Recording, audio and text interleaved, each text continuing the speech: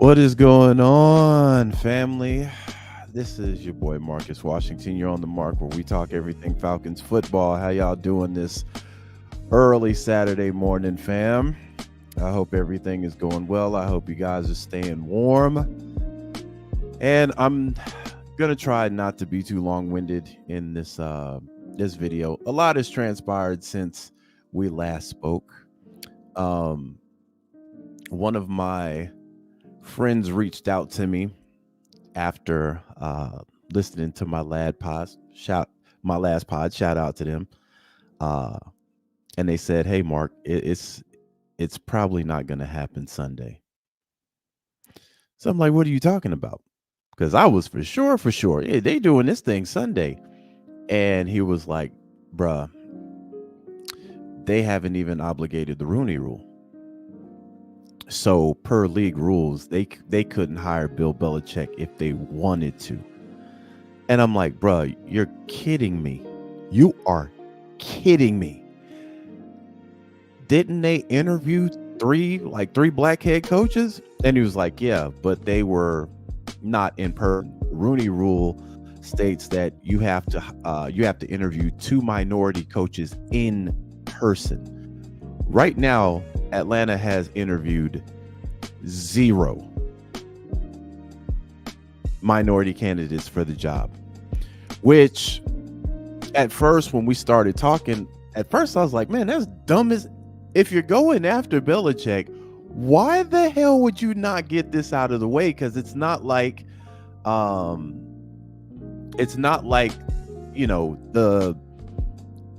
minority candidates that they interviewed for were not available. Raheem Morris, well, the Rams lost last week, so he would have been available for an in-person. the coordinator down in Carolina, it was definitely available for an in-person. But the fact that you did 2 in-persons, I believe with, Bill Belichick, I believe Jim Harbaugh might have been in person. I'm not 100% sure. But then we started talking about it, and I'm like, okay, so let's put on our detective hats here.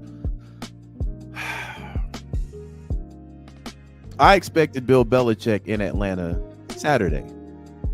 He actually came Thursday night. They had a set of meetings. There were sources out that personnel was reaching out to the Falcons. Belichick's personnel was reaching out to the Falcons. And then the next thing we know, they had a interview with actually another black coach. Not a black coach, but they interviewed Aaron Glenn yesterday. And this was another minority coach. So I'm sitting here and I'm like, okay, so they interviewed 3 black guys for this job, but none of them were in person.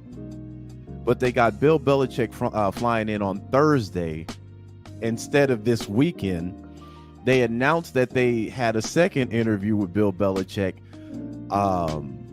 yesterday. And then right behind that, they say, hey, we've requested a second interview with Jim Harbaugh and Mike Vrabel for next week. Now, that's what kind of caught me off guard at first, until my partner reached out and said, hey, they haven't even obligated the Rooney Rule yet. So that means even if they do it in person with Jim, they do it in person with Mike, they can't even hire them either. So I think what Arthur Blank is doing is using that as leverage to bring these guys in, to make the job more lucrative. Because notice, we thought that Jim Harbaugh had the Chargers gig locked up pretty much. The fact that Atlanta's requesting a second interview, if he comes and interviews with us, you got to start looking at the Chargers situation. And I'm sitting here like, okay, if the Chargers want Jim Harbaugh that bad, do they pull the trigger now? See, these teams are playing chicken right now. One domino hasn't dropped yet. The minute one does, all these dominoes will drop and all these vacancies will be filled. But the fact that Atlanta hasn't even come close to fulfilling the Rooney Rule, but you're asking for second interviews of top candidates. You're not going to hire Aaron Glenn. You're not going to hire Raheem Morris. You're not going to hire Steve Wilkes. You're not going to hire none of these guys. So I firmly believe they're using that as leverage with Bill, with Jim, with the top candidates. Hey, come down here and talk to us. We just interviewed Bill. We interviewed Jim. They're interested. And I'm a be real. That kind of pisses me off.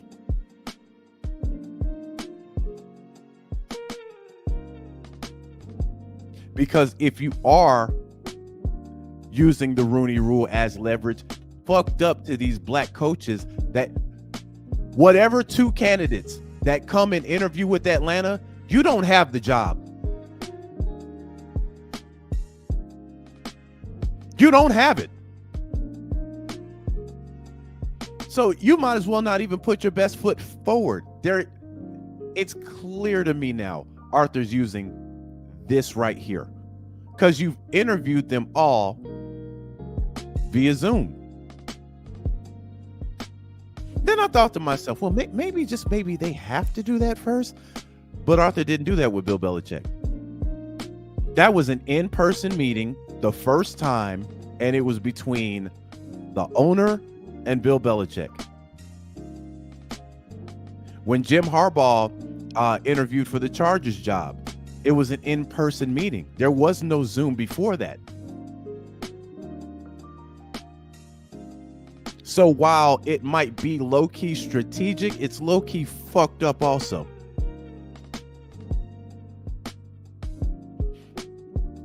And all this might take place next week. They might ask Raheem Morris to come in for an in-person interview. Raheem has to know he's not getting the job. Aaron Glenn, they might say, "Hey, can you fly in so we can put eyes on you?" You're not getting the gig. I think right now Atlanta's probably torn between. I think Bill Belichick is the guy, but I think they want to take a second look at Jim Harbaugh. And I'm seeing reports as early as yesterday that the job is Bill's if he wants it. So to me, it's like, if this is your guy you're going after, this is the guy that you want, honestly, then get these fucking in-person interviews over with and go ahead and hire the guy. This is what I call playing games at this point. If you think that's the best guy for the job, go get him.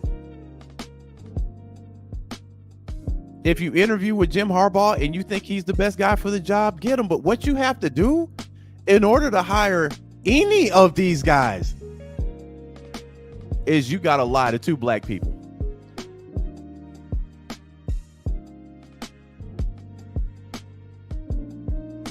So get it out the way.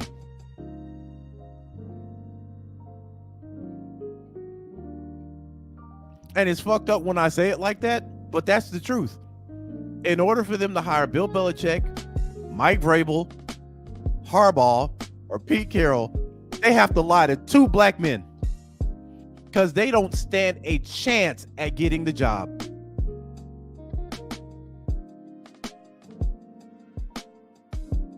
But get it out the way before another one of these teams says, "You know what, Atlanta, y'all fucking around.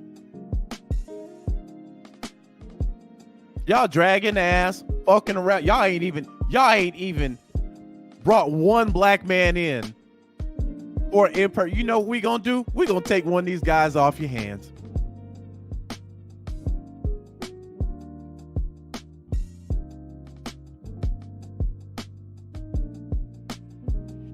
So that's where I'm kind of disappointed when I talked to my partner about it. I call him my spy because he knows a lot of shit. But I was under the impression, I'm like, they interviewed these guys. He's like, nah, they weren't in person.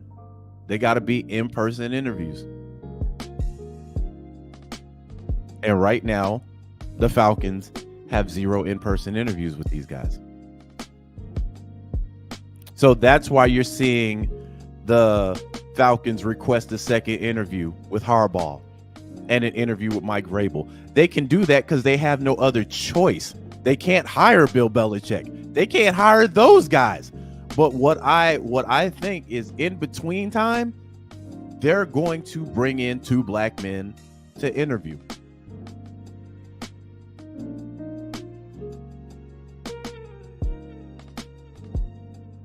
So no, they couldn't hire Bill Belichick this weekend if they wanted to.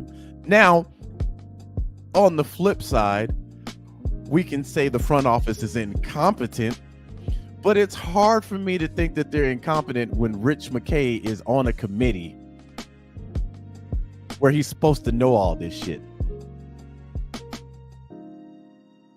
I just find that hard to believe that the front office did not know that they had to bring these guys in to interview them. And if, let's just say, in an alternate universe, they didn't know.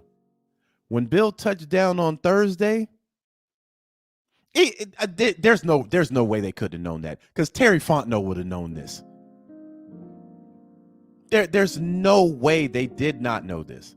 So they might be using this as we're gonna interview as many people as we possibly can, and then when we know we got the right guy, we're gonna bring in these two black guys and interview them at the same time, get it out the way, and then hire our guy later on that day. That's how fucked up the Rooney Rule is. Because the Rooney Rule was actually built to give minority candidates a shot. But family, this isn't a shot. Any black candidate that meets with Arthur Blank and Rich McKay in person, they're not getting the job.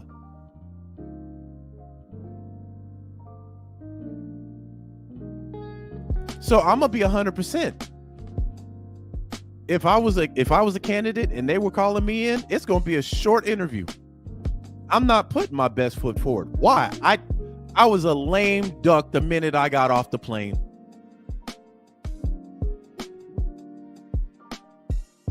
And remember, a couple of years ago, this happened to a black coach.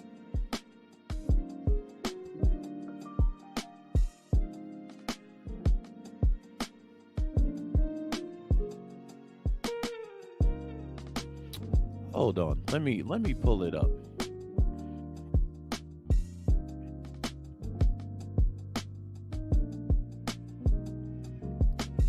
And it's ironic. It's ironic at how this happened. So Brian Flores got fired from the Miami Dolphins, right? He went to interview for, I think, the Giants job. And Bill, out of all people, Bill Belichick sent a congratulations text to the wrong Brian.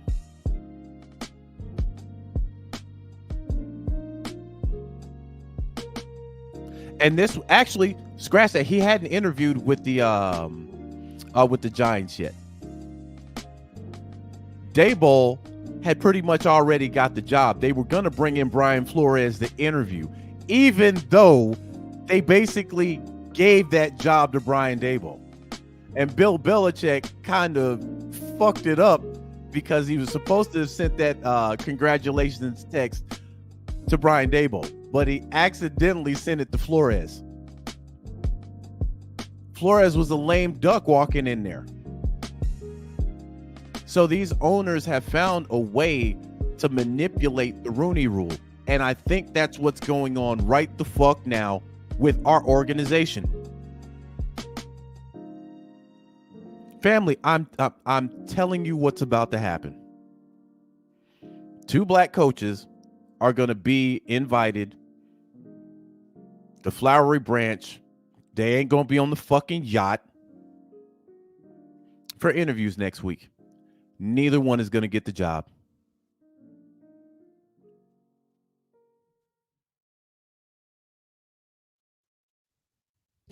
I'm telling you what's about to happen. It's unfucking fortunate. But this is the way the game is played. And what Arthur Blank and Rich McKay are doing right now is they are using that to their full fucking advantage. Whenever they decide on which coach they want, they might bring Jim Harbaugh back in because something might have happened in those meetings Thursday. Maybe they want to look over Jim Harbaugh one last time, but they know they can do it because of the landscape right now. Washington's not going with Bill Belichick. Dallas decided to keep Mike McCarthy. Patriots job, where he just got fired from, they've already filled that. The Raiders went back with Antonio Pierce. Congratulations, Antonio Pierce. And I firmly believe the Chargers are not even looking Bill Belichick's way because they want Jim Harbaugh. Meanwhile, the Titans just kind of waiting in the cut. Carolina is that's not a job nobody really wants because that's a complete fucking rebuild. So who do you have left? They know they have the leverage right now. But the thing that's disturbing me about this is they're using the fucking Rooney Rule to help further this leverage. Because think about it. Last week, you could have did these in-person meetings. Last week, you could have did this. And it wouldn't have changed shit. Matter of fact, it would have been better for you. But see, here's the thing. You can't sell that to Bill Belichick. Because if you've obligated the Rooney Rule and he knows that and he lands on Thursday, he expects something to get done by the weekend. But if you just simply say, hey, man, we haven't interviewed, we got to fulfill the obligations of the Rooney Rule. You're our guy. We're gonna do a couple more interviews, but you're our guy. But all the sexy jobs, they're already filled. Chicago's is no longer a thing. So Atlanta's in a great position to get one of these coaches. I just hate the fact that two black men, or not even black, because you got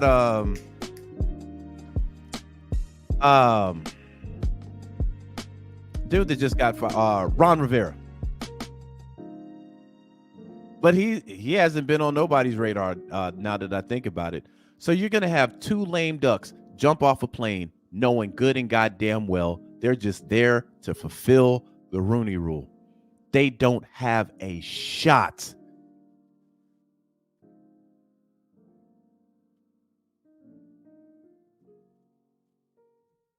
And I'm not sure if anybody else has talked about this. But when me and my partner was talking about this yesterday, I'm like, man, that's so fucked up. Now, as a fan and as somebody who stands on the logo, I'm torn. Because from the aspect of we got coaches that might be jockeying for this team, and these are two coaches that I don't think anybody would have a real problem with. Hey, I'm for that. The one thing I'm kind of against right now is the fact that two guys are going to walk in there knowing they have a 0% chance. They have a less than 0% chance of getting this job.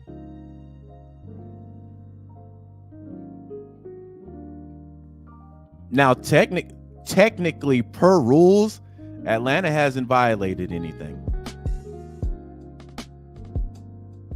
But they've made their intentions clear from the jump. Bill Belichick is the guy that they're after. Which, again, it puzzled me. It puzzled me because I was like, if Bill's your guy, why didn't you get this out of the way last week? Then I'm like, maybe, just maybe, they want to look at Jim Harbaugh one more time. And maybe that was the conversation after the first meeting. We don't need to take any in-person Rooney guys because we might want to take another look at Jim Harbaugh. But the only way we can sell this to Bill is by telling him, hey, we haven't even fulfilled the Rooney yet. Zay says, bro, can somebody explain the Rooney Rule to me? I'm slow. So basically, the Rooney Rule was implemented, I forget what year it is, but it basically allows minority coaches more opportunity, minority candidates more opportunities for head coaching jobs.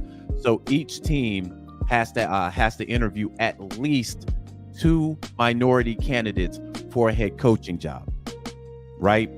Now, these have to be in person. All of them have to be in person. I didn't know that until yesterday, till my boy brought it up. I'm like, damn, really? It was like, yeah, they have to be in person. So once you obligate the Rooney Rule, you can hire whoever the fuck you want to. So that was the situation with Brian Flores. Brian Flores was walking in there as a lame duck candidate, meaning they already knew who they were going to hire, and they brought Brian Flores in there just to satisfy the Rooney Rule. So Brian Flores had no fucking shot at getting that job. So that's what caused him to sue the NFL, because they were literally skirting past the Rooney Rule. And this is the same thing Atlanta's about to do. It's the same thing. But what they're doing, and I will give it to Atlanta. What they're doing is smart. They hired they interviewed everybody but Jesus Christ. They interviewed everybody. So when they finally hire their guy, you can't cry foul. Oh man, you know what? I didn't get the job because they already knew their guy. They just used us as the Rooney Rule. Wait a minute. We interviewed 5 minority coaches. And then we brought 2 in for face-to-face. How could you say we violated anything? And by letter of the law, they would be absolutely correct.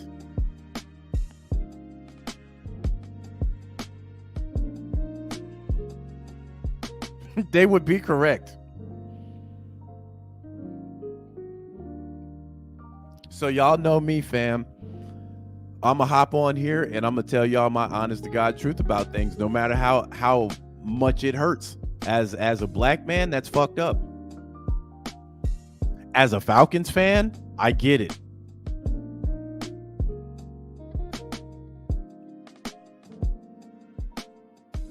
But they're using this as leverage on Bill Belichick also. Because if Bill, think about it, if they're like, Bill, you're our guy, but we got a couple more interviews we did commit to, and we're going to go ahead and see those meetings through. We still have to bring in, 2 minority guys for a face-to-face. But as of right now, you're our guy.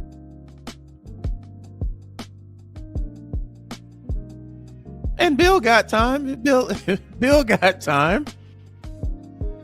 Now, what kind of shocked me was the fact that the Chargers ain't locked up Jim Harbaugh yet. So something's going on with the Chargers. Because I thought that was a for sure thing. But that salary cap, fam.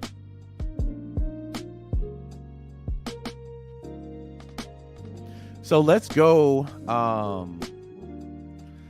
So Sports Illustrated. Let's look at this. Sports Illustrated. This was 19 hours ago. Chargers news. Bolts target Jim Harbaugh may have just confirmed NFL return. The Los Angeles Chargers are set to hire their next head coach, and their biggest target right now is former NFL and current Michigan head coach Jim Harbaugh. The rumors of Harbaugh's return gained steam when he hired an agent who represents the NFL players. Despite being asked about his return, Harbaugh has offered plenty of coach speak about. Okay, blah, blah, blah. Listen, man.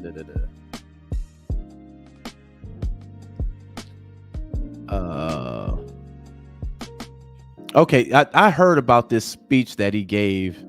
I think it was yesterday. I heard about that.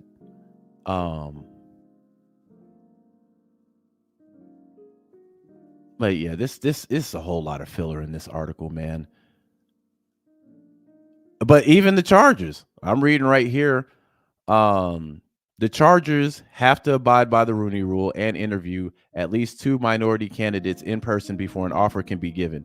In-person interviews begin on Monday, so we expect the news of Harbaugh to LA will be confirmed next week. Harbaugh may have intended to confirm his NFL return, but this is as close as it. Matter of fact, let me do something real quick. Let me do something real quick.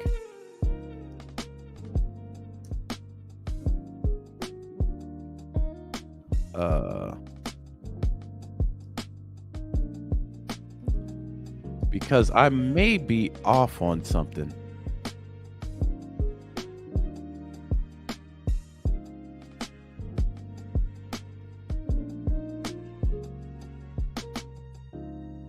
Okay, so Texans OC Bobby Slowick plans to interview for the Falcons, Commanders, and Seahawks jobs tomorrow, per source, while Houston set to play in Baltimore this afternoon.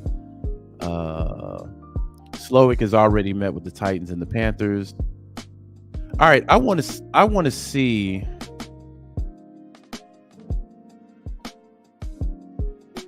Because you know what?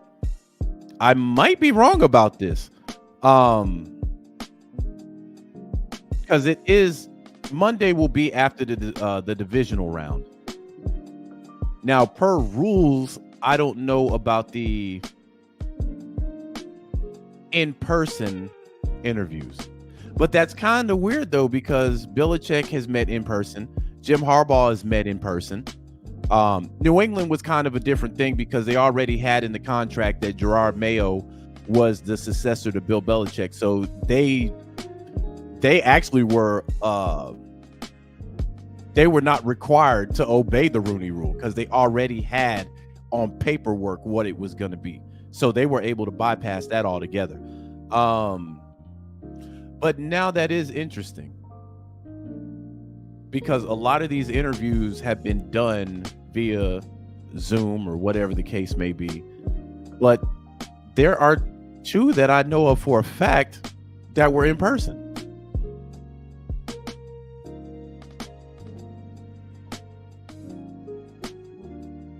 All right.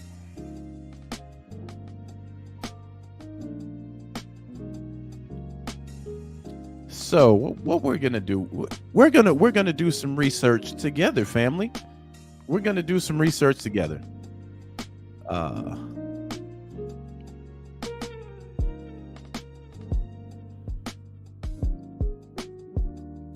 right. So let's look at the Rooney Rule. Let me share my screen. God damn it. We gonna get to the bottom of this and we're gonna do it together. So what better way than to go to the actual NFL's page? Because I might have to eat my words. I might have to eat the first 20-minute soliloquy I had. I doubt it, but I might have to.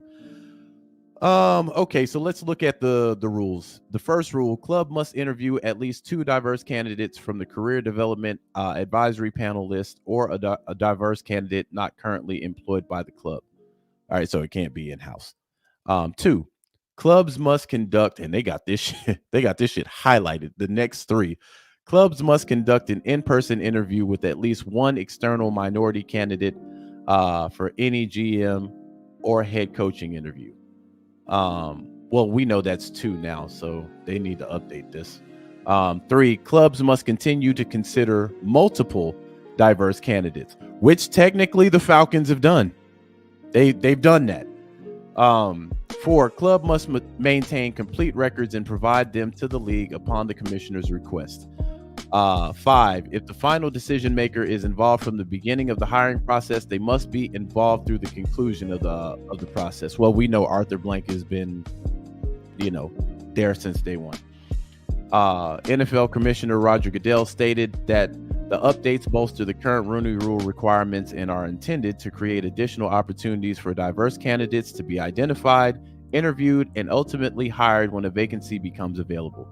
The committee also supported new accountability measures to ensure that all teams follow the procedures outlined in the rule. Now, what's interesting, we're about to take a look at some other teams.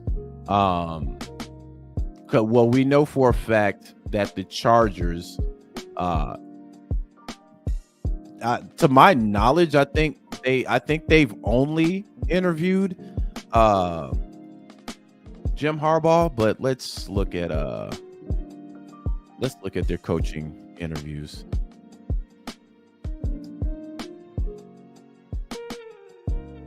Okay, my non-spelling ass.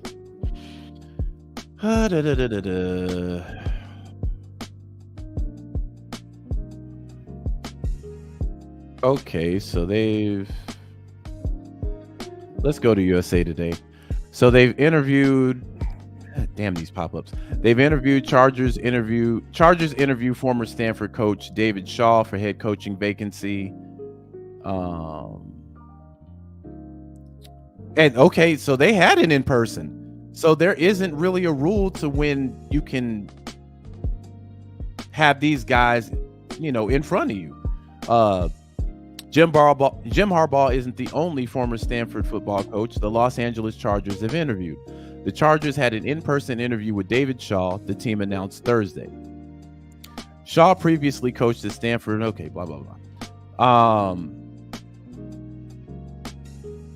So he had it in person Thursday. And here he is right now. So yeah, I'm not in the wrong when I state what I state. This is a minority right here. And they interviewed him in person Thursday. So they already got one out the way. All they need is another one. But if we go back, it's weird because the NFL, let's go back here. Okay, hold on. Let me read this first. Okay, so this is per NFL. Clubs must conduct an in-person interview with at least one external minority candidate. So why are we talking two? Let me see if how old this shit is. They don't have a date on it or anything.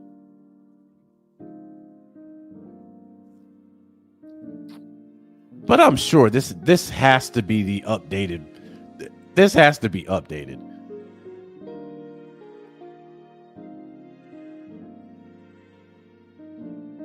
All right.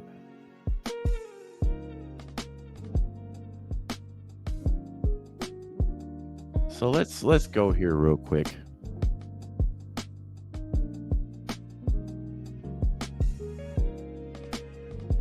All right, they're not giving up anything here. But even if it was just one interview, Atlanta ain't even done that yet.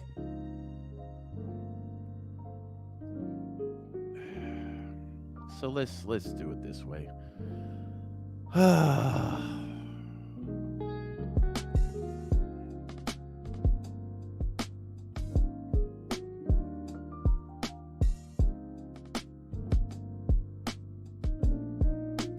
So, okay, this tweet, Lions OC Ben Johnson has already had interviews with the Panthers and Commanders today. He has virtual interviews with the Seahawks, Chargers, and Falcons.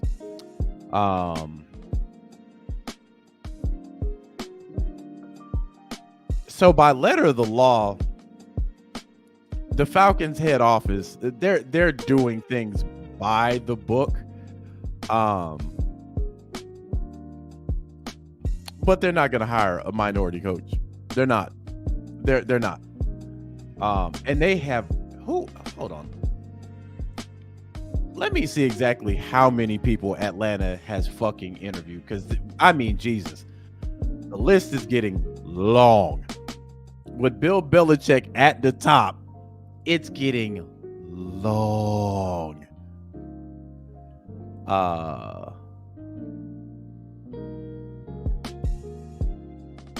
Hold on. usually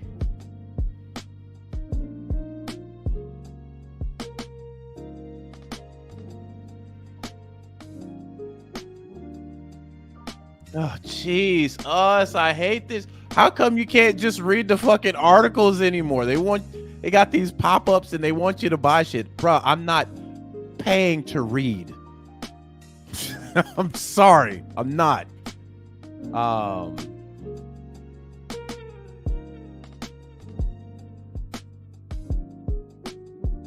Okay. Yeah. So let's just chalk it up to we've interviewed. Staff says use the tracker.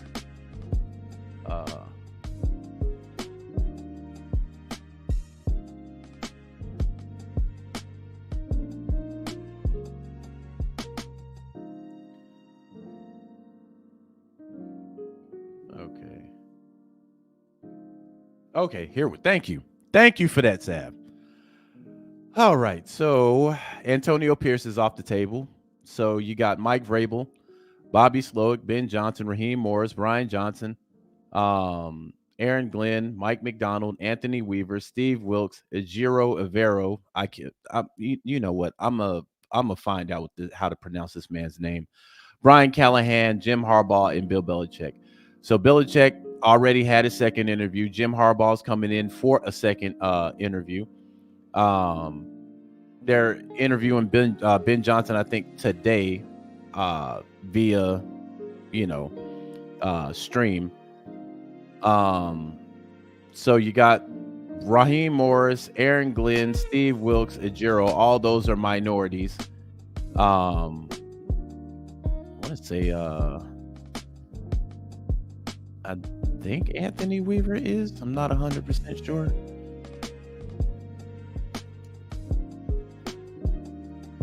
Yeah, Anthony. So that's 5. That's 5 right there. So they could have talked to any of these guys. Well, Baltimore, you can't because right now they're still in the playoffs. A couple of these teams are still in the playoffs. The Lions with Ben Johnson. But 3 of those coaches are not doing shit right now. So I digress. We'll see how this turns out, but don't be shocked if we get these minority candidates in back to back. That's how I'm seeing exactly when we gonna hire who we gonna hire. The minute I see these guys hit back to back and they fulfill the Rooney Rule, they're gonna hire their coach. I don't expect this thing to drag on next weekend. I just can't see that. To me, that's incompetence. Because if Bill Belichick is your guy, and let's say you interview Jim Harbaugh Tuesday or Wednesday, I listen, fam. I'm gonna be honest. I don't even know why they're wanting to interview with Mike Vrabel. Maybe they just want to pick his brain. To me, nah. But if you meet Jim Harbaugh and y'all have to come to a decision, then get these hires out the way, man. Hire your fucking head coach and let's roll. I just don't like the way that I've never really liked the way the Rooney Rule has been implemented. But they could have got these in-person interviews out the way. Because for a second there, I'm like, maybe there's a rule or something, but then we're seeing that no, there's no rule. You can bring these guys in anytime you want to if they're not in the playoffs. So I digress, man. Another thing I wanted to touch on.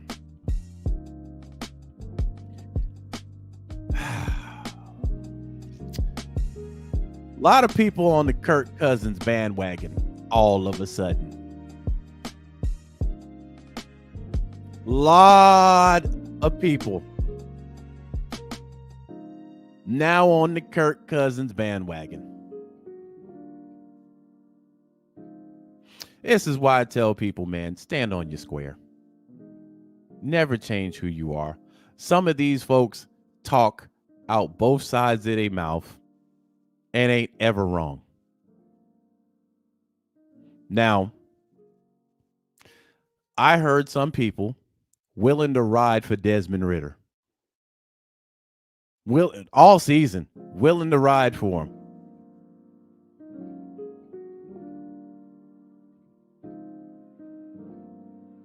Now, when I mentioned just looking at Kirk Cousins, this man crazy. This man don't know what he talking about. Y'all want Kirk Cousins is nothing but a perennial loser.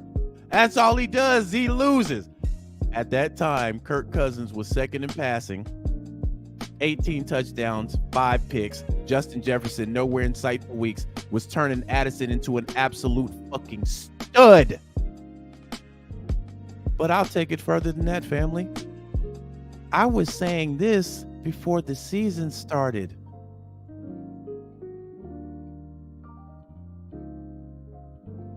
When I said what Desmond Ridder needed to do, I said Desmond Ridder does not need to play like Tom Brady or Aaron Rodgers. If you can get Kirk Cousins play from Desmond Ridder, we're going to the playoffs. I said that before the season started. Then when I talked about it, and he's got backtracking now. I'll take him because of the head coach. Shut up, man. No. If he's a perennial loser, it don't matter what coach you put in front of him.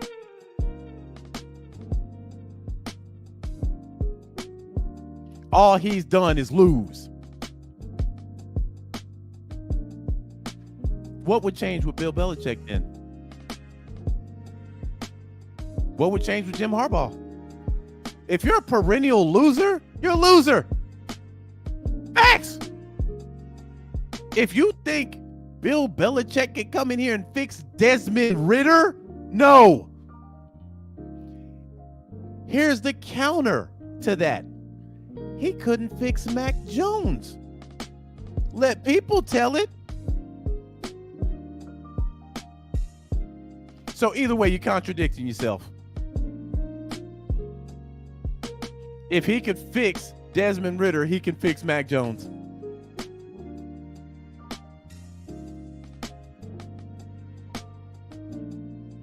Kirk Cousins doesn't need fixing.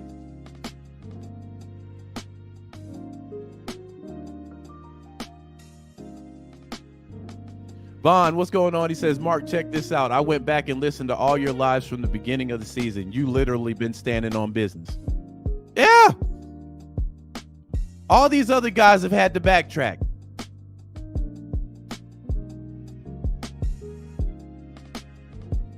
Other guys stuck with Desmond Ridder till the end, stuck with Arthur Smith till the end. When Arthur Smith got fired, they said that was the wrong move. Yet ain't nobody called and asked Arthur Smith to come in and interview for a fucking head coaching job. They have with Mike Vrabel. How come they ain't did that with Arthur Smith? Everybody and their mama know Desmond Ridder ain't starting for no team next year. But you got guys that want to stand on the line just to be contrary.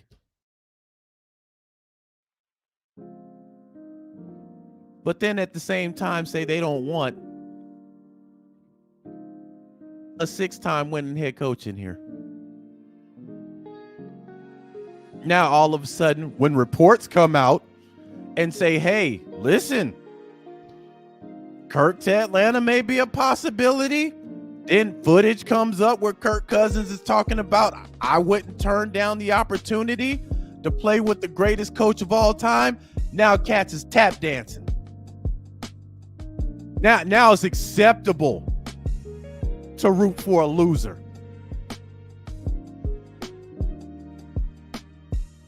Meanwhile, when I was talking about taking a look at Kirk Cousins, this man crazy, man. I don't know why y'all listening. This man crazy. Kirk Cousins. Now they hollering Kirk Cousins. and now starting to make disclaimers. I say a lot of shit. If you say a lot of shit, bro, why are people even listening to what you're talking about?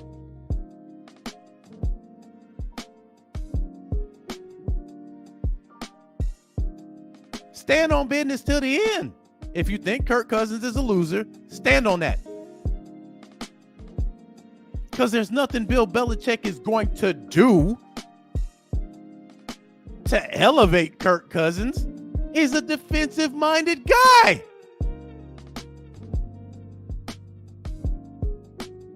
All you tell Kirk Cousins to do, hey, what you did last year. And this is the reason why now people are looking at maybe that being a potential matchup. Because one, it looks like the Denver Broncos are trying to do an about face on Russell Wilson.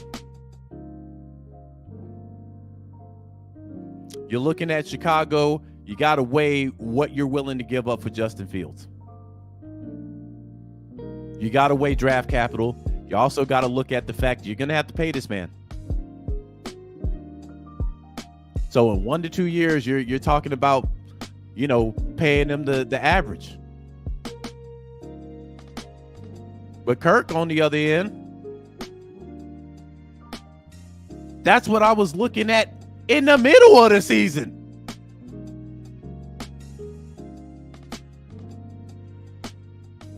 But Cats wrote that off. But I'm like, man, right now I'm batting 100. When I said Desmond Ridder needs to be benched, you asinine. You don't know what you're talking about. You don't know football. I played the quarterback. All this other bullshit. Desmond Ridder got benched not once, not twice, but 3 times in one season. They went from willing to go to war for Desmond Ridder to tapping out. They were a couple months too late, though. When I said Arthur Smith, if Arthur Smith puts Desmond Ridder in, this man needs to be fired for negligence alone. What happened? Arthur Smith got fired.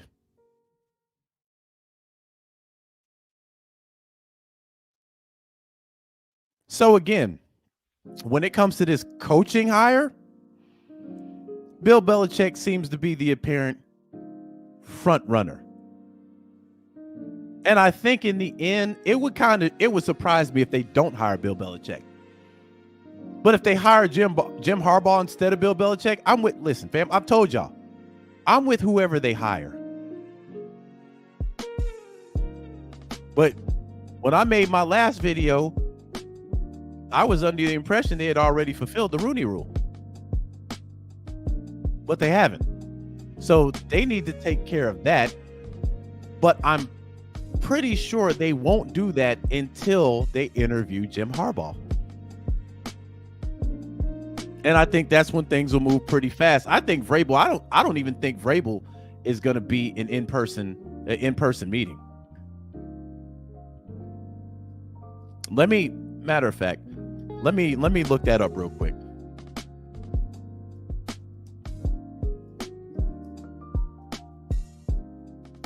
It would shock me if that's going to be an in-person, because the Chargers are interviewing him too. So let's see. The Chargers are interviewing the former Tennessee Titans coach Mike Vrabel in Los Angeles on Thursday. Okay, so that's an in-person meeting. It's Vrabel's first known interview since the Titans fired him. Okay, blah, blah, blah. Vrabel is also set to interview with the Atlanta Falcons next week, and the Seattle Seahawks are looking to schedule one, but they don't say whether it's an in-person meeting. They say Los Angeles is in person, but then it just says the Falcons and the Seahawks are looking to schedule one. So let's go. I'm going to another one also. The Atlanta Falcons and Seattle Seahawks are both interested in talking and meeting. Okay, but Okay, so they're saying talking and meeting with the former Tennessee Titans coach Mike Vrabel. Um,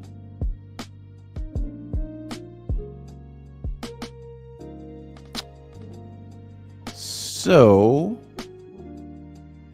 Josina, she said this yesterday, barring a snag in negotiations or future development, still have to get a signature. I'm expecting Bill Belichick to become the next head coach of the NFC South Atlanta Falcons. That was yesterday, and she even did a video on it.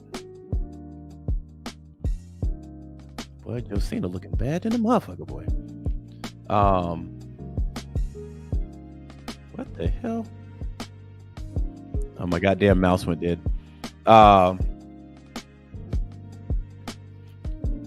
Yeah, fam. So it's a lot of things that I think people need to, and I get it, man. You know, people crank out content every day, so of course there's going to be some slippage when it comes to, you know, being inconsistent, because you can only give your opinions based on the information you're given. I get that. But to sit here and criticize Kirk Cousins the way a lot of people did, I mean, they went out of their fucking way to discredit Kirk Cousins. And when I saw that, I said, man, you know what? I can't listen to this shit no more. You can't talk out of both sides of your mouth, and you're right both times. If he's a perennial loser, why do you want him here?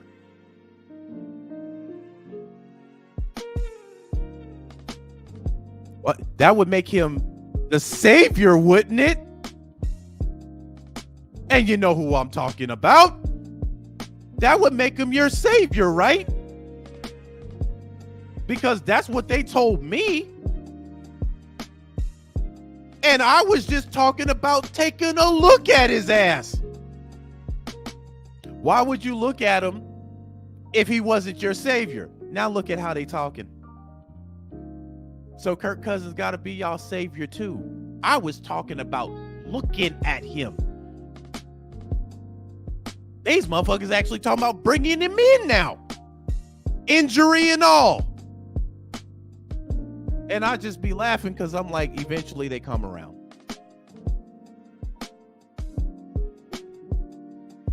Eventually they do.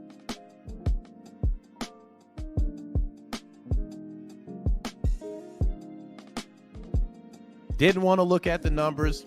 Didn't care. Didn't want to look at the fact that he did this without Justin Jefferson. Didn't want to look at that. He's a loser. He's always been a loser. No matter where he's went, he's lost. Okay. Then you can't talk about Kirk Cousins now. Because there isn't too much Bill Belichick can do for Kirk Cousins now. And there's really not a lot to do with it. The reason, family, listen. The reason why people want to pair him here is because Kirk Cousins does one thing and does one thing great. He gets the ball to the playmakers. That's the one thing you can bet your bottom dollar on with Kirk Cousins. Got the ball to Stephon Diggs. Got the ball to Cook. Got the ball to Jefferson. Got the ball to Addison. He's gonna get the ball to the playmakers. That's something that we just were absolutely allergic to this year. You think with having Kirk Cousins here, Kyle Pitts has the year that he has? Drake London has the year that he has? Stop!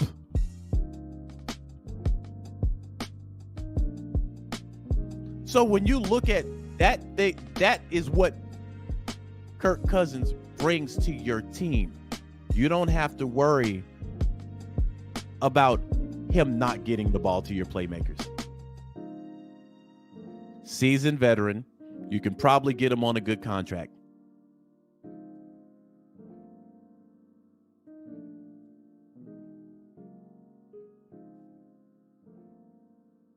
So that's what I was looking at literally in the middle of the season. I was off the Desmond Ridder train.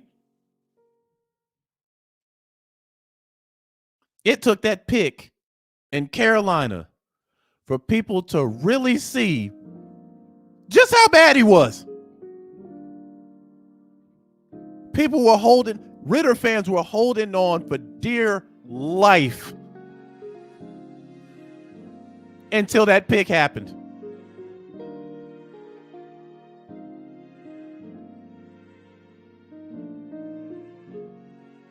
And then after that, they tapped out because they knew deep down inside our plans for a playoff run were gone. There was no way you were winning with this guy. No fucking way. And then we come to find out, well, hell, Heineke didn't really heal from that ankle injury because he re-injured the shit again. Then you bring back in the boy and shit.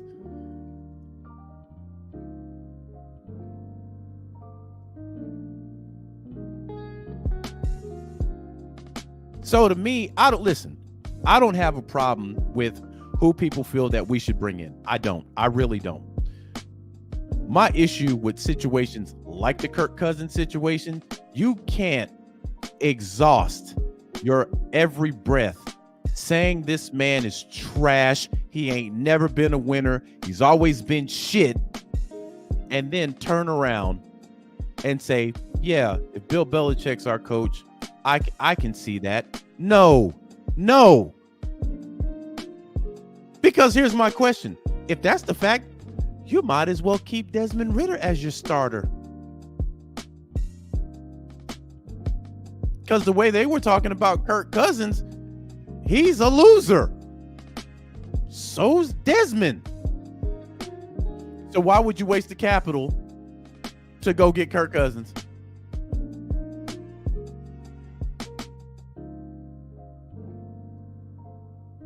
So again, stand on your square, man. When you're wrong, admit you're wrong. That's all I'm saying. But don't sit here and act like a head coach completely changes your mentality about a quarterback. Don't do that. Because Bill Belichick is not an offensive-minded guy. He's a defensive-minded guy.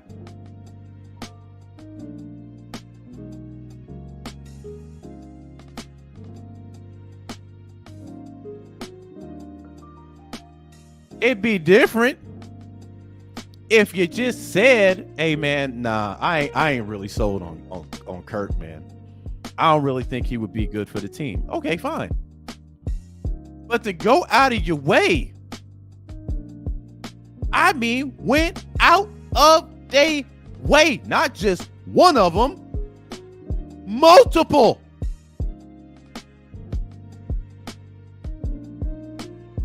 And I stood on my square. I'm not changing my opinion. If I was the GM, if I was Terry Fontenot, in the offseason, I'm going to look at that injury. I'm going to see, if the injury's good, I'm going to kick the tires on him. I'm going to go take a look at him.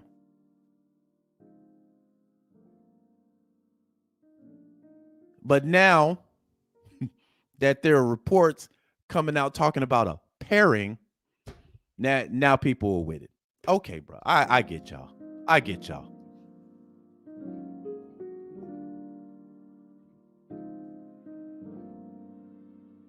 And we even talked about this a couple of weeks back. Russ at play, Kirk Cousins at play, Justin Fields at play, Kyler Murray potentially at play.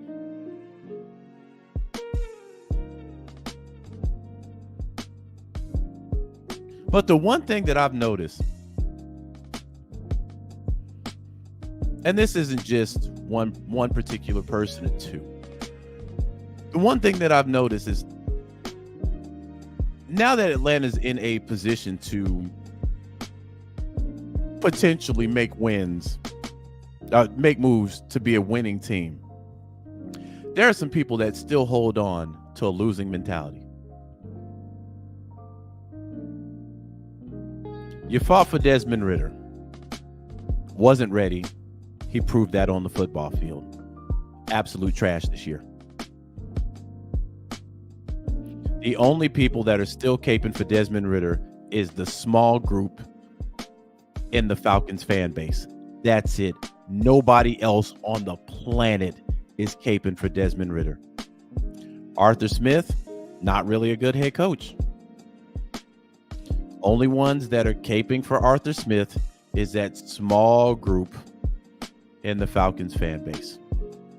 However, when you talk about bringing in a guy that has won 6, I think he won 2 as an assistant. Man, let's research this. I think Bill won 2 as a fucking assistant, if I'm not mistaken. Hold on. Let me pull up the Google.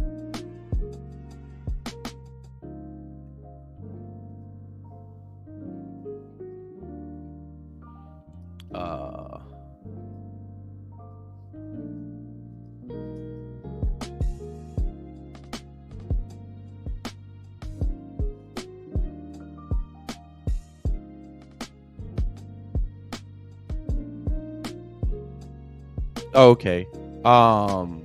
Yeah, he's won 2. He counts the 2 he won as a defensive coordinator of the New York Giants. So he's got 8 rings.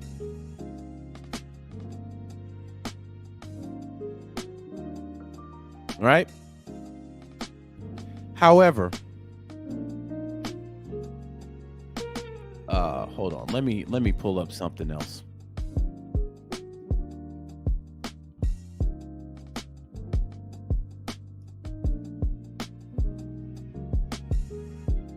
So, people love to say Bill ain't done nothing in the last 3 years. Why should we get him? Bill ain't done nothing in the last 3 years. I echo that with, what the fuck did we do in the last 3 years?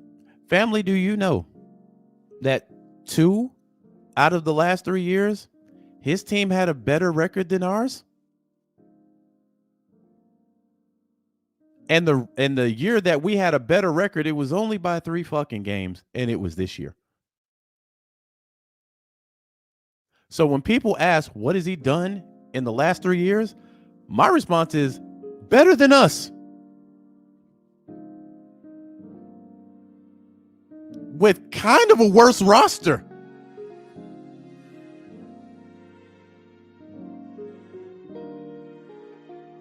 But the reason why I think a lot of these folks stray away from guys like that, guys like Jim Harbaugh, because Jim Harbaugh won in college. You saw what he did his last year as the 49ers head coach. I'm like, bro, he went to the Super Bowl.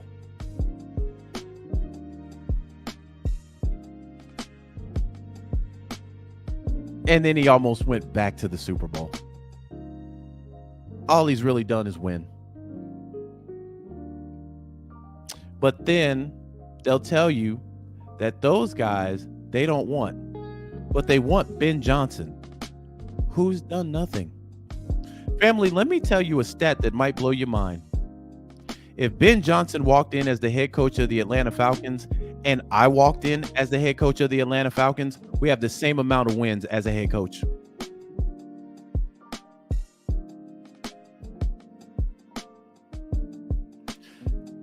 This is what I call addicted to failure. A lot of folks are so used to losing, they don't want to win. They'll tell you that, but their actions will tell you everything else. You're going to walk past a guy who's won 8 titles in total for a guy who's won nothing. And the argument is age. Like Bill Belichick's about to put on the pads and go out there and play offensive lineman. But like I said in the video a couple a couple of videos ago. Nobody was talking about this with Nick Saban. They're virtually the same. Let me prove it to you.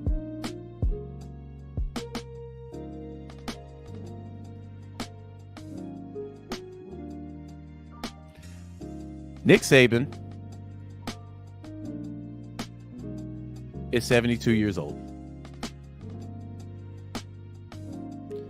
Bill Belichick is 71 years old.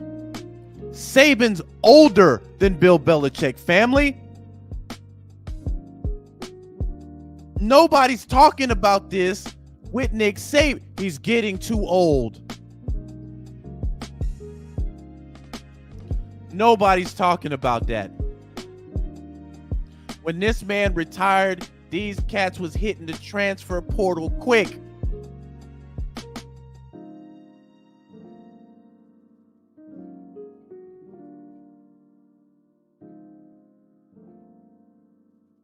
And here's another thing.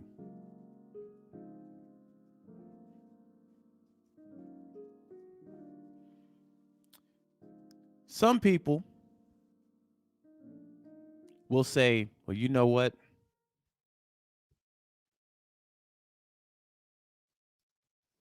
It's all Tom Brady.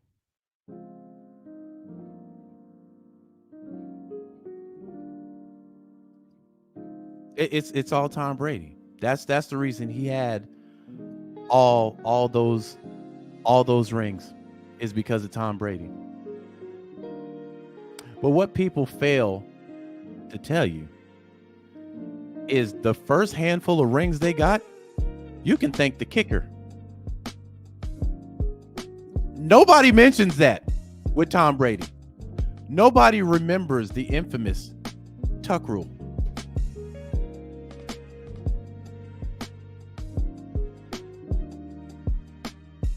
Nobody talks about these defenses.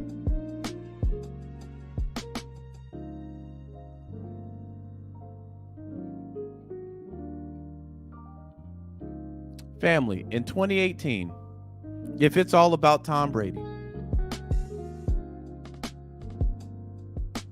in 2018, when they played the Rams here, that was one of the best defensive clinics in NFL history. And mind you, the Rams came in that game with either they were the number one or they were top 5 in offense. Y'all want to know how many points the Patriots put up? 13.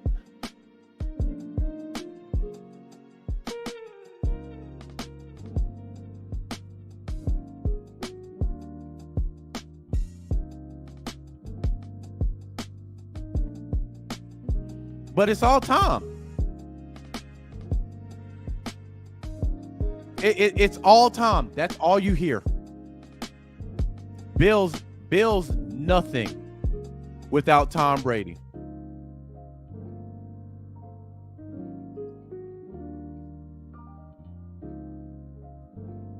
But if that were the case,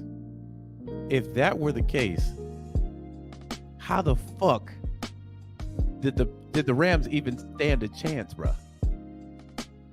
How? They scored 3 fucking points. 3. Y'all go back and watch that. That was one of the best defensive coached games of all time.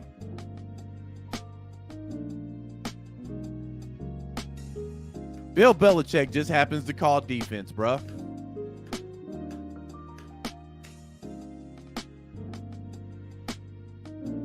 But he ain't done nothing.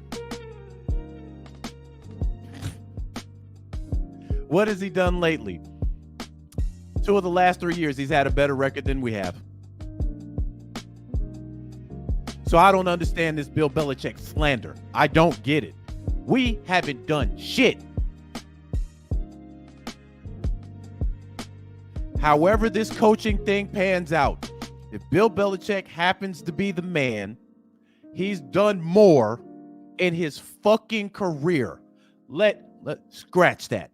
He's done more in the last 24 years than the Falcons have as a fucking organization.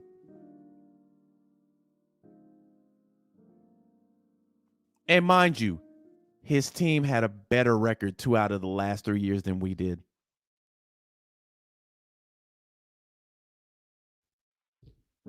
Beggars can't be choosy. I told these folks in a previous pod, you can't be bad and bougie and a loser at the same time.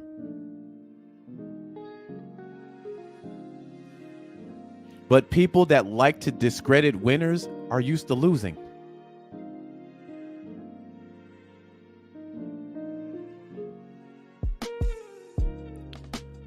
Thomas says, but can Belichick get us a winning season and to a Super Bowl? Fam, I'm gonna be honest. I think Bill Belichick or Jim Harbaugh. I haven't heard anything about Pete Carroll, so I have no idea what's going on there. But I believe both those coaches, with the right quarterback, a competent quarterback, can get us there. Fam, if we're being honest, just look at this, family. Just look at this, and let's be real. Hold on for a second, fam. Let's be real. We were in playoff contention up until week 17 with a terrible quarterback combination. We could have taken the division if we would have won the Carolina game. If we would have won the Carolina game and the Arizona game, we'd have been in the playoffs right now. And probably would have beat the fucking Eagles because they were a dumpster fire at the end and they didn't have Brown. That's how bad our quarterback play was. You get a competent quarterback in here and a head coach with a championship pedigree. I believe that for an absolute fact. Strapped up. What's happening, fam? What's happening?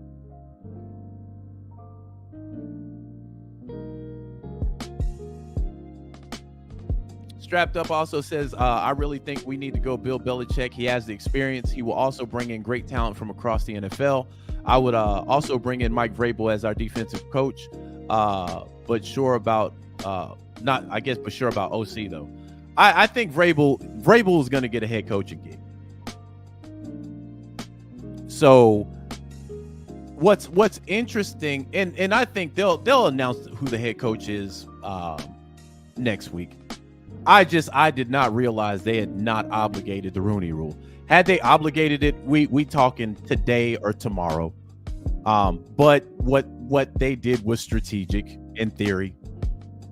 Bill, let us go ahead and get the rest of these. We set up these interviews for next week. Let us go ahead and get those done.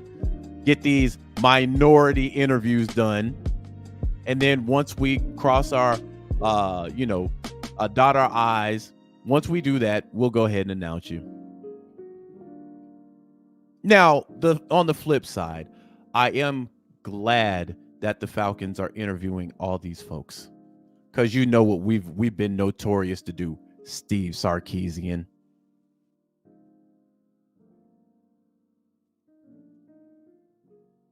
But a lot of this is to cover their ass. So I believe either one of those coaches, fam, can take us. I'm high on Jim Harbaugh too. High on Pete Carroll. Just get a guy in here with championship pedigree. These offensive coordinators need to be off the table. These defensive coordinators need to be off the table. Get you a fucking head coach.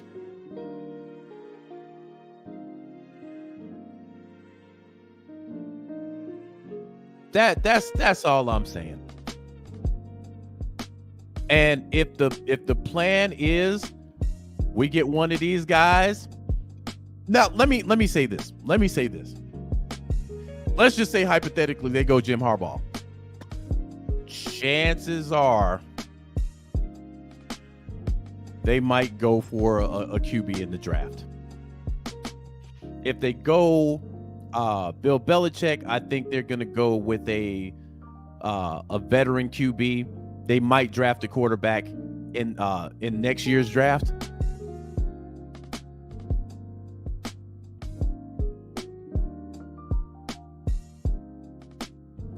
But I'm telling you, you got to get your championship guy in here.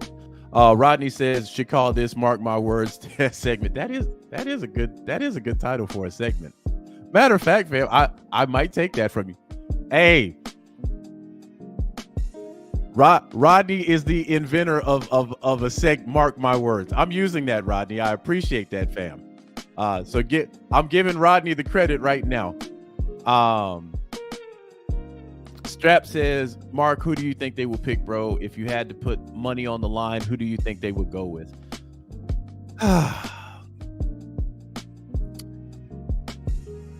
Man, if I had to put money on it, I would just lean more towards Bill, because I think Art wants a guy, just an absolute proven guy in here.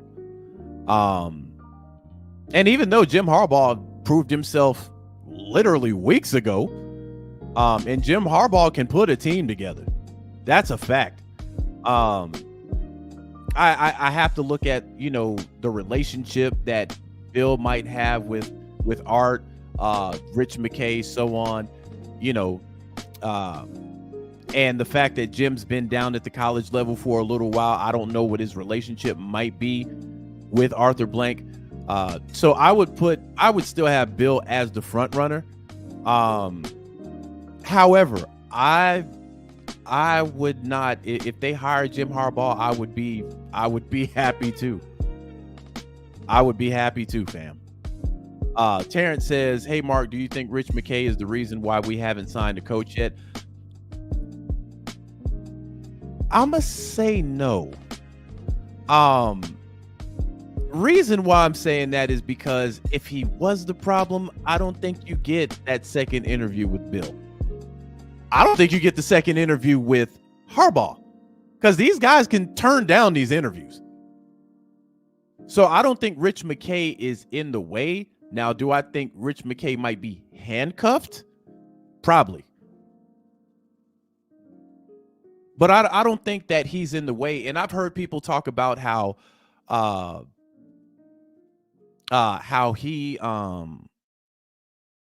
he's in charge of the business side. He's not really in charge of the football side. I'm gonna call bullshit on that, because if that were the case, Rich McKay had no business being at that press conference if he was the president or the CEO on the business side. It would make no sense. If he has nothing to do with football operations, there's no reason for him to be up there. That's every reason for Terry Fontenot to have been present. So the fact that he was up there and admitted he plays a role in the day-to-day operations, football operations. Yeah, I'm not buying that. I'm not buying that.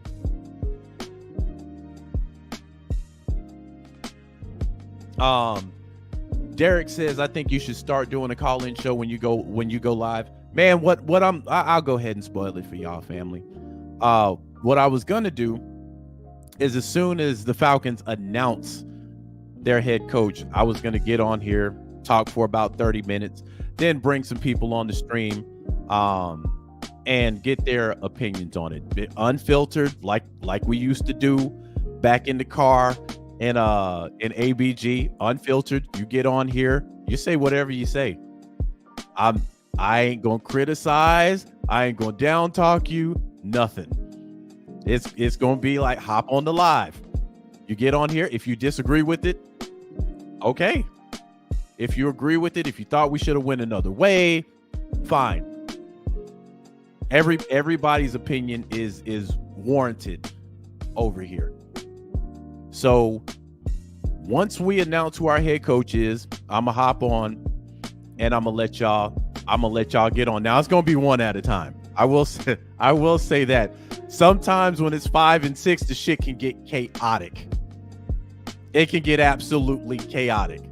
So I'll have y'all hop on. I'll probably give y'all 5 minutes to go ahead and make your spill about it, uninterrupted, no nothing. And we'll do it that way.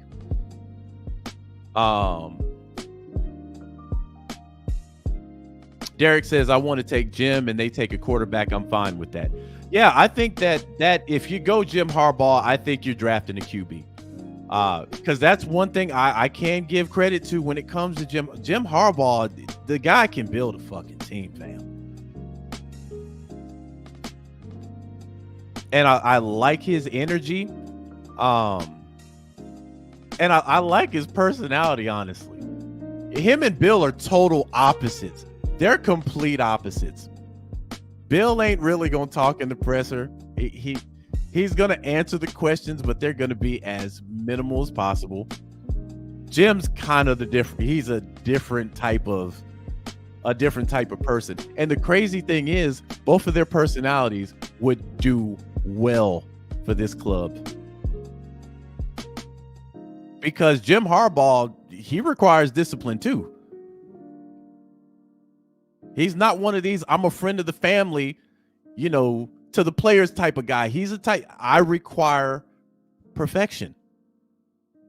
And Bill is the same way. They just have completely different personalities. So I'm cool with however it goes. I firmly believe that the Chargers are going to throw the kitchen sink at Jim Harbaugh, though. And with Jim Harbaugh getting a second interview here, I don't know. We don't know exactly what these first interviews were. That's what makes this intriguing. What we know about Jim Harbaugh is it was an in-person meeting, and I read somewhere where he was kind of touring the facility and that type of stuff. So I'm not 100% sure.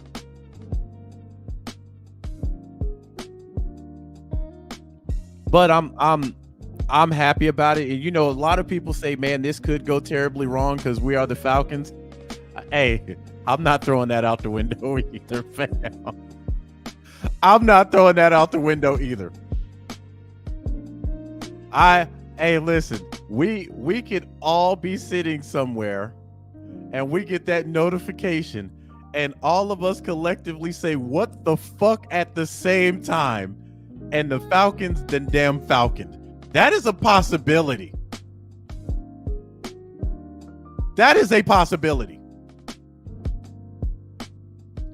Your boy Adam Schefter comes on. The Atlanta Falcons have acquired whatever that guy's name is from Carolina, from the Carolina Panthers.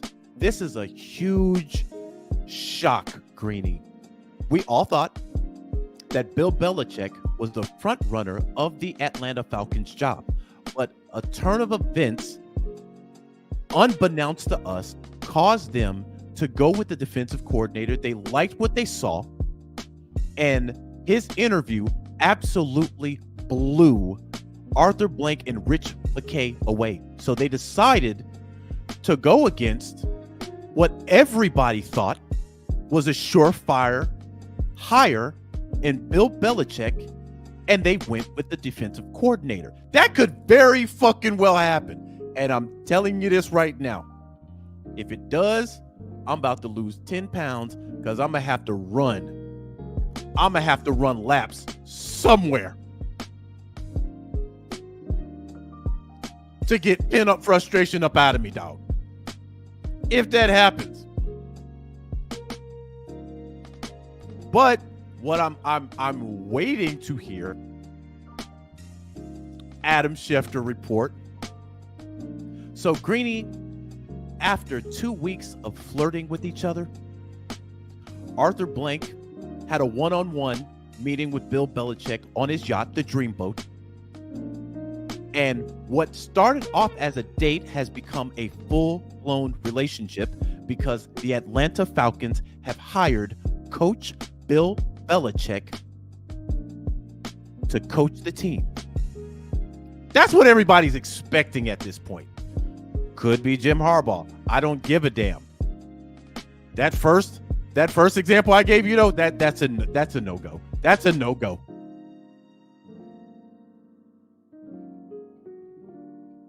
That's a no-go. Carlos says I ran to the gym when we lost at Dallas behind the behind that BS O line. Man, onside kick. Yeah, fam. Man, don't. I'm gonna take that off because I don't even want to relive that game. But a lot of things can happen. I have a feeling Atlanta's not going to wet the bed on this one, though. I have a feeling. So we'll find out next week. I'll repeat this. I just hate it. 2 minority coaches are walking in as lame ducks. I hate that.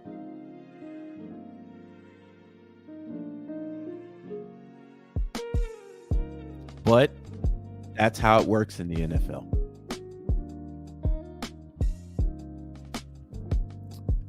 Richard says, what happened to the days when most qualified person gets the job? Screw all this woke diversity bullshit. Well, I think here's the problem with that, Richard. A lot of guys were getting jobs that weren't qualified to get them. So you would have, like, say, let's say, for instance, a white coach who didn't really come up from the ranks. And he was like an offensive coordinator for a year and then got a head coaching job. As opposed to, a black or a Hispanic candidate who had went up the ranks, tight ends coach, defensive line coach, then worked his way up to defensive coordinator, was a defensive coordinator for 3 or 4 fucking years. And they lose the job to that guy. So that's not that, the most qualified person wasn't always getting the job. So that's one of the reasons why the Rooney Rule was implemented, because a lot of coaches were leapfrogging. I mean, leapfrogging qualified candidates. And what the data showed was it was white coaches, white candidates leapfrogging black candidates. And when they looked at, who was really the most qualified for these jobs, a lot of the times it was the black candidate. But what was going on was, at the time, the owners wouldn't even look at those candidates. They weren't even looking at them. They were just like, hey, I want him. I like him. What credentials? He doesn't have any credentials, but we want him. So that became a major issue. So, they implemented that rule where it was just mandatory for you to have to interview them. You don't have to hire them. You just have to interview them. And that's helped a lot of coaches. That's helped a lot of, minority coaches get jobs, like Ron Rivera, like Lovey, like Todd Bowles. Even the guy up in the who's coaching the Jets right now, even Mike McDaniels. That's helped them get those jobs. Because beforehand, if you had no Rooney Rule, half of them probably don't even have jobs. I'm just going to be honest. Because they wouldn't even have an opportunity to interview for a lot of these jobs. So, yeah, I'll just leave it at that. Saleh, yeah. Maddie, Saleh. And Saleh's a pretty decent coach. He just can't get the quarterback position right. They thought they had it with Aaron Rodgers, boy, on the next Hard Knocks with the New York Jets. Oh, they thought they had something. I did too, until I saw Aaron go down. I'm like, bro, they season already over with. That's the fastest team to being eliminated in the playoffs I've ever seen. I mean, at least they were faster than Carolina, because at least everybody knew Carolina wasn't going nowhere. But as soon as Aaron Rodgers got hurt, you were like, the Jets have been eliminated from the playoffs. And they tried to hold on for dear life too. Aaron talking about he coming back. We're trying to make this. I'm not going to give a timeline, but Aaron was trying to make his way back, bro. So, yeah, man, we're just the quarterback and the head coach away. You hit a home run on those, we gonna be hard to beat, man. I mean, fam, and let's just be real. A lot of games we lost this season, we beat ourselves. We beat ourselves, fam. With the exception of the last 2 games of the season where the team just tapped out, we lost the games ourselves. So, and that's been a trend in Arthur Smith's regime. So can't put that on Desmond. No, you can't put the complete thing on Desmond Ridder. Happened under Marcus Mariota. Matt Ryan, when we went 7-10, I will reiterate this. We had 8 games. We were 0 for 8 on game-winning drives.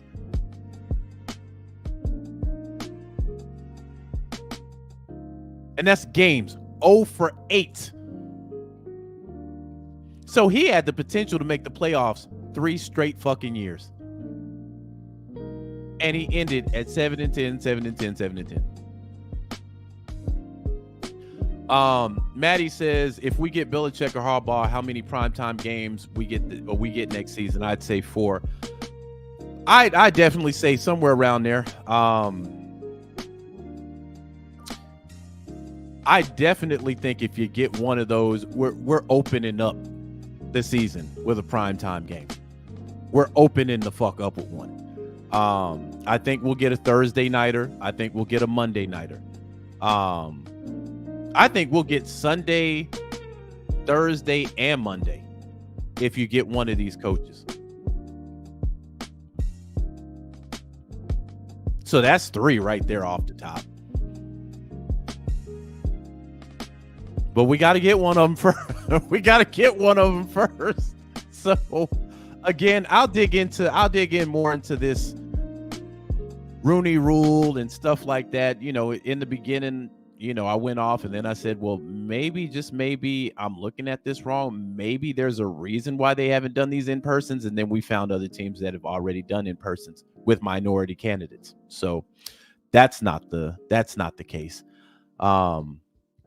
But that's why we won't be hearing anything tomorrow, because they literally can't hire. They can't hire no coach.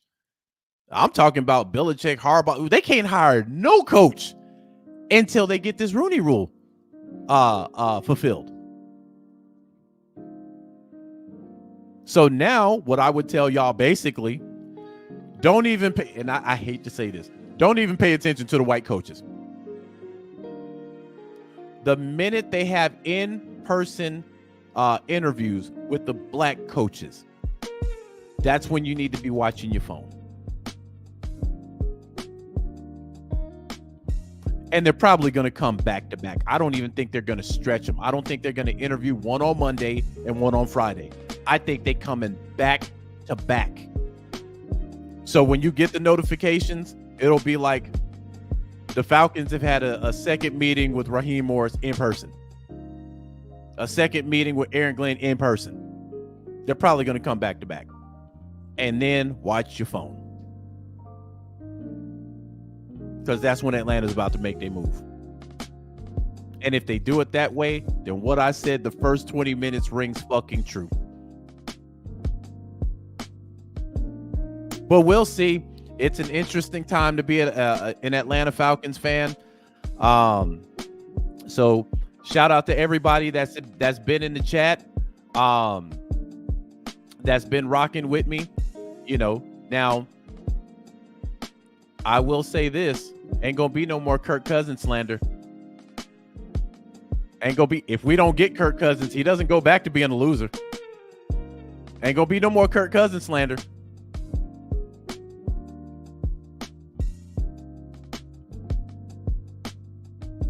Ain't gonna be no Justin Fields slander.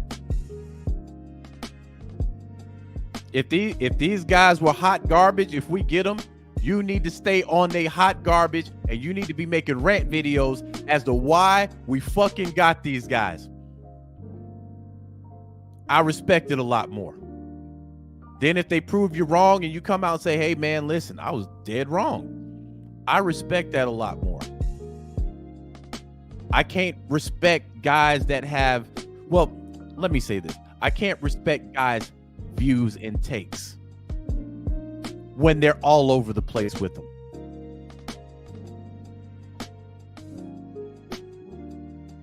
That's why I'm always careful about who I call trash. When I called Desmond Ridder trash this year, it was trash. Ain't no disputing that. This guy had 12 touchdowns, 12 fumbles, and 12 interceptions.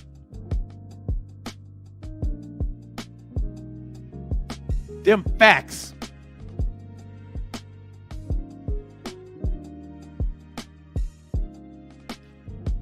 Before I get out of here, let me pull these stats up.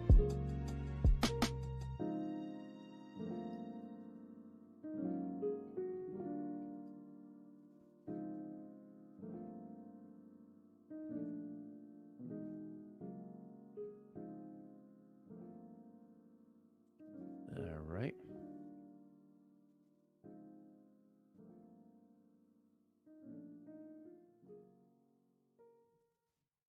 Give me a second, fam.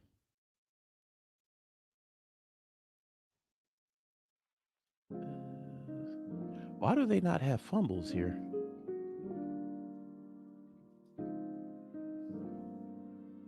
You know what? I should have went to StatMuse because StatMuse has fucking everything. But I'm hard-headed. I'm hard-headed.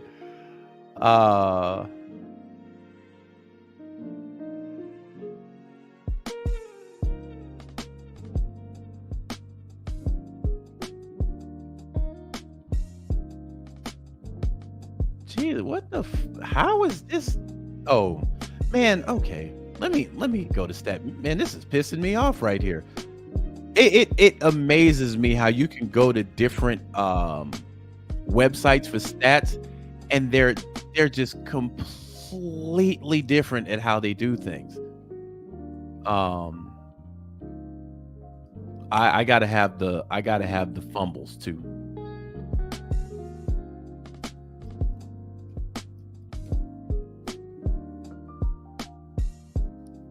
There we go. I finally wised up and just went to fucking StatMuse like I should have in the beginning. All right, so let me share my screen.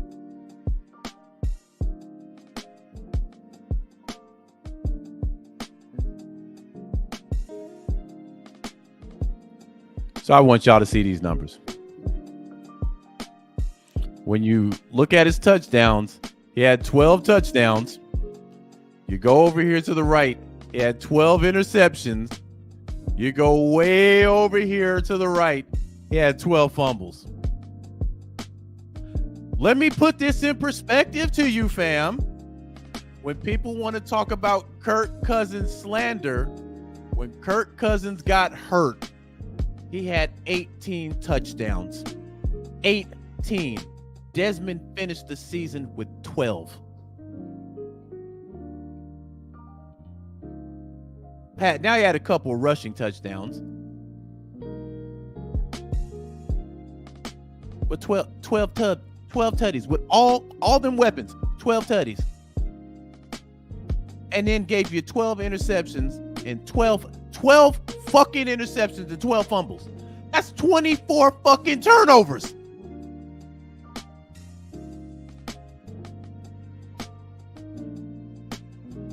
Look at his numbers, fam. 2,836 yards. You know what? Let me fuck the dumb shit.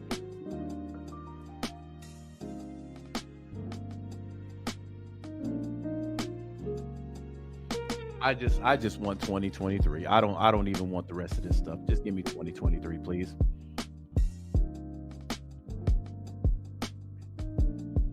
Kirk Cousins played, I think he 1, 2, 3, 4, 5, 6, 7, 8. He played 8 games. So he had 18 touchdowns. He had five interceptions. He had 7 fumbles. But look at this number right there. When he left, he had 2,356 yards. That's what Desmond Ridder had for the season. 2,836 yards. This the guy they wanted to keep, though. He'll get better, they said. He's got to go through growing pains, they said. You got to build a foundation, they said. The man got benched 3 times. Now, I don't know about y'all, but if you're a good quarterback, you don't get benched 3 times.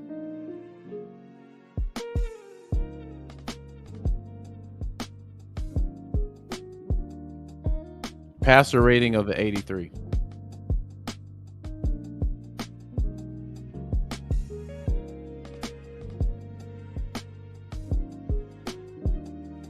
I'm sorry, fam. I just have to point things out as I call it. And if people have a rebuttal, that's absolutely fine.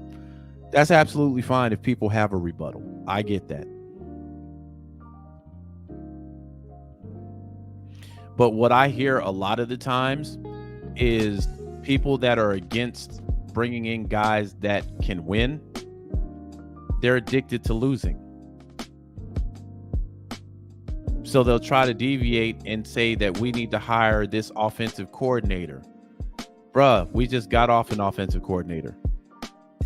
Like, why are you trying to do the same thing?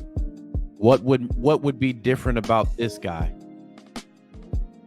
And I think that's what we've come to as a fan base. I think a lot of people are out really on coordinators. Oh, let's look at and you know, I also said you can't. This is one of the reasons why you can't compare rookies to like franchise quarterbacks, because people were trying to compare him to Patrick Mahomes, which you can't. Josh Allen, which you can't. Joe Burrow, which you can't. You can't compare Desmond Ridder to those guys. You have to compare him to rookies, because that's essentially what you can't compare him to those guys. Hey, listen, I'll give you a prime example. Let me share my screen again.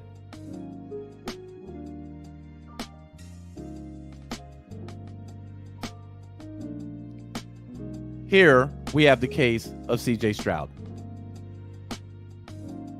Now, CJ Stroud is having look at his passer rating, bruh.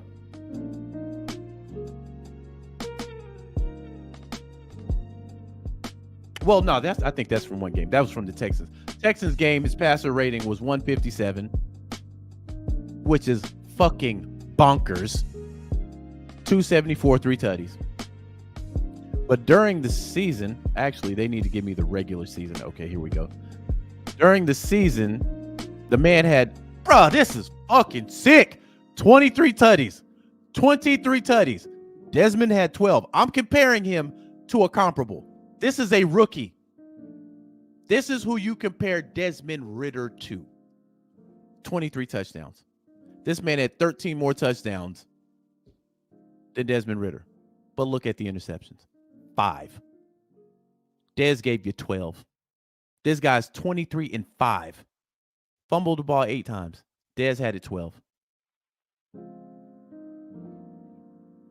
Now, to put this in perspective, Desmond Ridder was benched 3 games. Benched 3 games and still put up 24 turnovers. Now, some people say, well, man, you can't compare CJ Stroud to Desmond Ridder. My argument then is, how could you compare Desmond Ridder to Patrick Mahomes? That's my whole point. You can't compare Desmond Ridder to those guys, because we've seen what those guys can do. You compare him to rookies. This is a true rookie right here. He didn't play 4 games last year. This is a true fucking rookie. So when you compare CJ Stroud to Desmond Ridder don't even come close.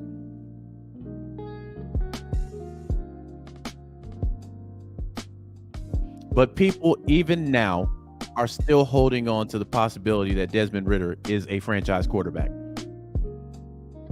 But even with these numbers, it's too early to compare CJ Stroud to any of those guys.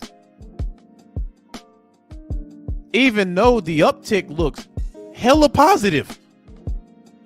Now it's, can you do it for multiple seasons? You got to do that to be in the alignment with these guys. So when you want to compare Desmond Ridder, look no further than CJ Stroud. You don't have to look nowhere else. Anywhere else, my argument is gonna be, well, when has Des played a great game? People will give you a great half. They can't give you a great game. I can give you a great game by CJ Stroud last weekend. I don't even have to go that far, bruh. Against a top-ranked defense. CJ said, give it here. Give it here. Tutty, tutty, tutty.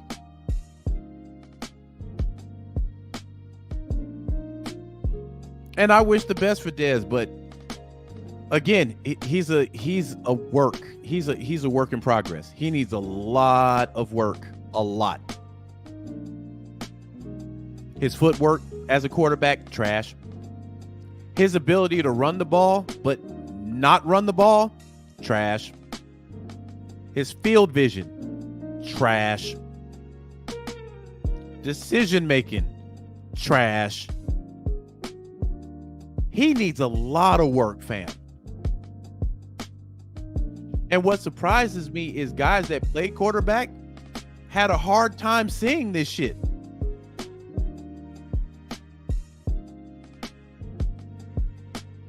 Man, I remember talking to my cousin, and then I'm gonna hop up off here. I'm gonna tell the story and I'm gonna get gone. I remember talking to my cousin early in the season. Cousin, football savant. It was about week 4, week 5, we having this conversation. And he said, bruh, Desmond Ridder is by far one of the worst quarterbacks I've seen this year play ball. And all the things that we come to find out about Desmond Ridder, he said back then. I already knew he didn't have good vision. But he's like, dude, he's throwing the ball in places you do not throw the ball. Talked about his footwork. His inability to run, even though Desmond Ridder is one of the fastest guys on the football field.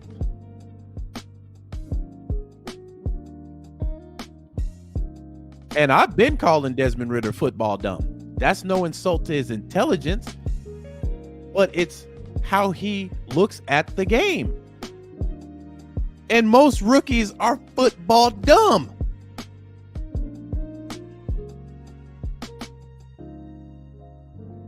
But you have rookies that are football dumb, but they got something that they do well. Run the ball well. Accuracy on point.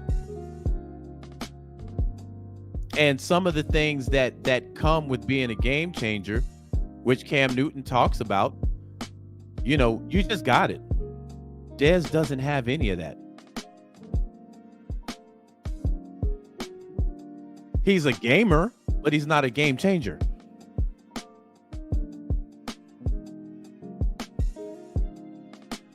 You know, what's wild, speaking of Cam Newton, I keep saying I'm gonna get off. I'm gonna get off after this. I promise you, fam, because I'm running 2 hours now. The funny thing about Cam Newton, when Cam Newton talked about game managers versus game changers, a lot of people hopped on him. He called Dak a game manager. Look at what happened last weekend. Dak was not a game changer at all. So some people jumped on Cam Newton. I heard some guy talk about Dak Prescott's had a better season that had a better career than Cam Newton. I'm like, what? Where the fuck? First off, let's start with one thing. Dak has to win an MVP, which he hasn't. Dak has to make the Super Bowl, which he hasn't. Cam did that.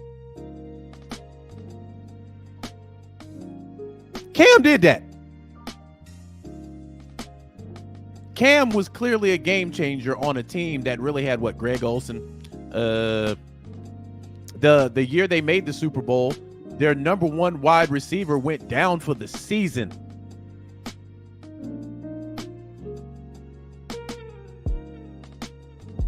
So Dak need to get an MVP even to be in that fucking conversation. That's all I got to say.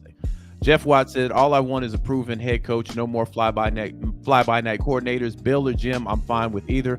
Fam, I'm going to land my plane on saying I absolutely agree 100%. 100% I agree with it. But anyway, I'm going to get out of here, man. Thanks for everybody in the chat. Be sure, if y'all haven't already, because I'm pretty sure y'all have, be sure to go catch Uncle Steve's Lounge, Smitty's Sports Machine, the Dixon Way. They doing things over there. The Bird Cage with my boy Ryan over there. Catch AFN, Mad Mikey. They be saying some crazy shit over there, but still, difference in opinion. Still go check them out. What's up to my boy OG Chauncey over there? You cannot mention Shanahan over there. He'll fucking turn into the Incredible Hulk. Shout out to Maggie over there doing her thing. And Maggie, let me say something before I get up out of here. Maggie has great football intelligence.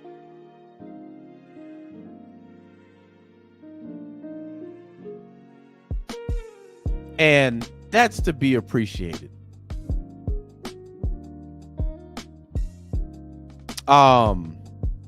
Matter of fact, family, what I'm gonna do, and I'm a small channel, fam. I'm a very, very small channel, but I do believe in supporting Falcons content creators. So I've been saying this for the last couple of fucking weeks, and I haven't lived up to it. But before I get up out of here, what I want to do is give a shout out to a couple of channels. Mainly this one right here. I've been telling y'all about this one. I'm gonna share the screen real quick, because I keep forgetting this guy's fucking name. I keep forgetting it. And he's like one of the big dogs right here. Shout out to this channel, Falcons Today by Chat Sports. If you haven't checked out any of his stuff, go check him out, man. You know, guy constantly putting up content. Constantly putting up some content. Shout out to Terrence Mathis and Bird Talk, man. Again, all these content creators are way bigger than me. You know what I mean? But that doesn't mean I can't show them love. So I show everybody love, no matter if I disagree with them or anything. Zay says, you and Wolf got to do something, bro. Tell Wolf to reach out to me, man. I'll holler at anybody. I don't have any beefs out here in the streets. I don't have any beef out here, man. Even if I disagree with you, I'm gonna shout you out. Oh yeah, shout out to Bird Gang. I completely forgot them. Shout out to Bird Toe, man. There are so many people out here doing content. Every time I get off, I'm like, damn, I know I missed somebody. Man. Nathan says Maggie's the GOAT. Yeah, Maggie be talking her shit. That's somebody you can sit down and talk. You can talk football with, for sure. You know, and it's never in a condescending way, or she just talks football. I fuck with that all day long. And OG Chauncey, a lot of people don't realize, man, me and Chauncey been going back and forth for years. Me and Chauncey been going back and forth for years, bro. But I respect his opinion on a lot of. He's passionate. He's just like me, man. Nate says, always love the fact that you show support to others. You got to, fam. You got to. I firmly believe in having, dialogue about the team, whether, it's you disagree or you agree. The fact of the matter is, we all about the logo. And not all of us has the correct answer all the time. Not even me. But you give credit to where credit's due. These guys are on here, putting in work. Nobody works for the Atlanta Falcons. So a lot of us put in this work for free. So I gotta respect that. But I also like to see people shine as well. So, that's just in me, man. But shout out to all those channels that I mentioned. Especially Falcons Today on Chat Sports. Go check him out, man. He's trying to get to 18K. Well, he's already at 18K. So he's already reached 18K. But still, go and support the dude, man. He's giving daily content. I rock with everybody that rocks with the red and black. So with that being said, fam, I am up out of here.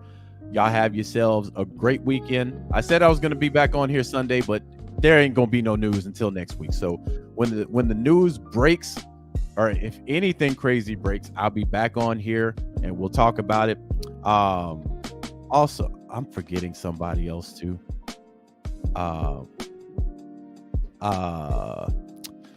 Shit. Hold on. I'm forgetting somebody. This will be my last shout out. And then if I missed you, I fucking missed you. I'm sorry. Hold on. I got to dig back into my history real quick. But I know I am forgetting somebody.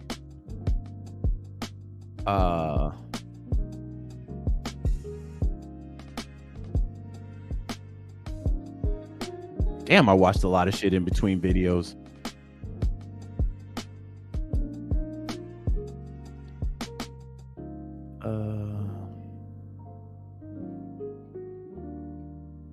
Damn it.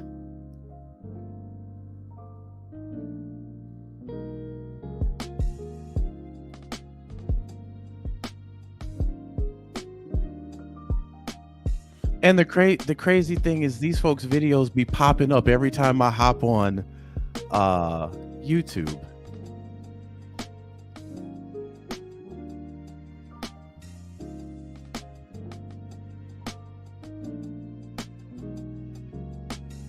Oh, yeah. Okay. That's what I'm forgetting. Locked On Falcons. Jarvis is over there. Aaron's over there. Aaron be having some wild ass takes, man, but it is what it is. Like I said, I got love for everybody that does this. So yeah, that's the last one I forgot to shout out. They do content every day, every other day. But shout out to those guys for doing their thing over there also. Now I'm about to get the fuck up out of here, fam. We at 2:03, so I'm gone. Y'all have a great weekend. I will holler at y'all in a couple days. Peace.